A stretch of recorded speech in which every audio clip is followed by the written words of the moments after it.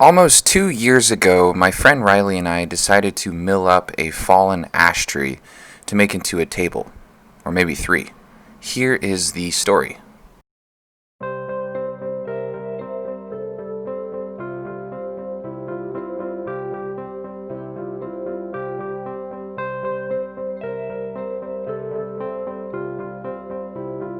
When you're a woodworker, or if you like to work with wood, wood often comes up in conversation. That's how this log came into my possession. After falling in a coworker's yard, it was offered up to me, the guy who likes to work with wood, and because I had recently bought a Stihl chainsaw and a Granberg Alaskan Chainsaw Mill.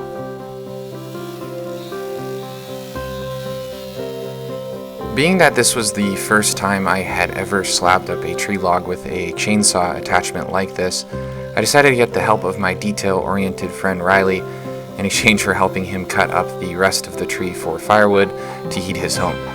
I created simple slabbing rails with several 2x4s for the first cut.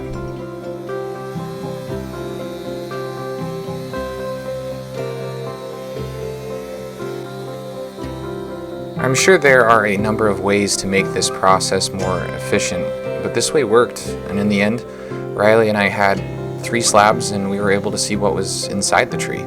The stuff that took years to grow and develop, the layers of grain, the colors. This is one of the reasons I'm drawn to wood.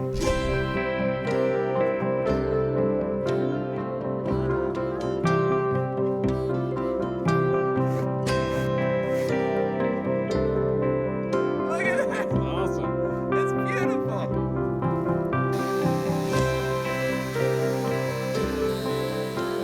The next cuts didn't require the rails, just a relatively sharp blade and some patience. As we got deeper into the log, the grain only became more intricate and rich with contrast, and I only became more excited by the possibilities.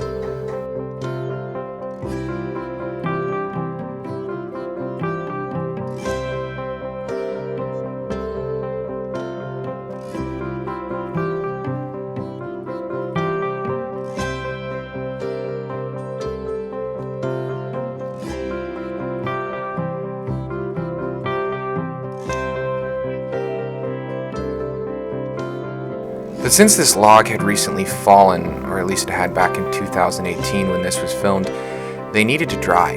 So I left them in a garage for over a year in Montana, where they sat and waited, drying and anticipating being used to make something hopefully beautiful.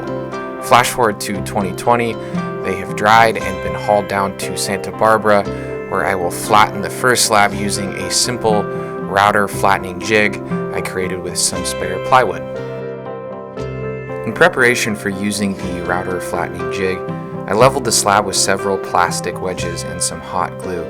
This ensured that the slab stayed in one place on my workbench as I moved the router back and forth over top of the slab, slowly removing the chainsaw marks.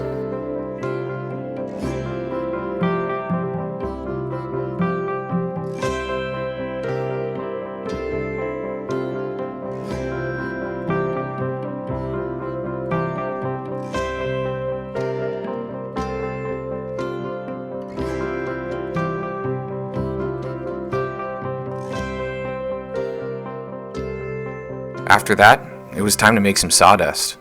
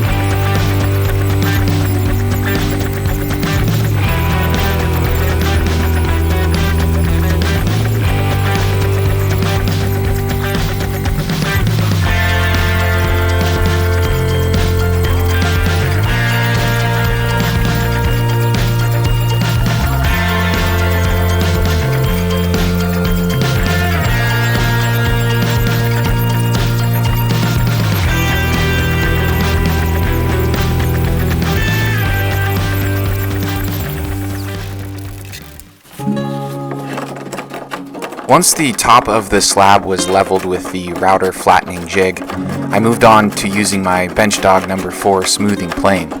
I really enjoy using this hand tool. Sit back and enjoy this harmonious process of me planing out the slab.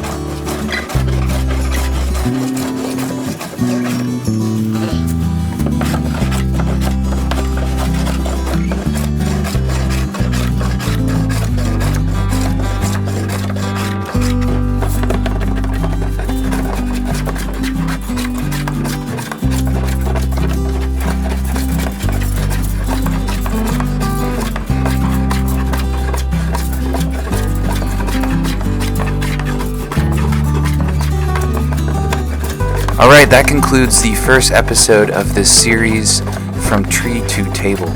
Make sure to check out the other parts to see the slab turn into a table. If you haven't already, please hit the subscribe button below and the bell icon next to it so that you are notified when I release new videos. This is a great way to help my channel out. Likewise, follow me on Facebook and Instagram. If you have questions or comments, leave them below. I'm pretty good about getting back to just about everyone. Thanks for watching my video, and get in the shop and build something cool. Cheers.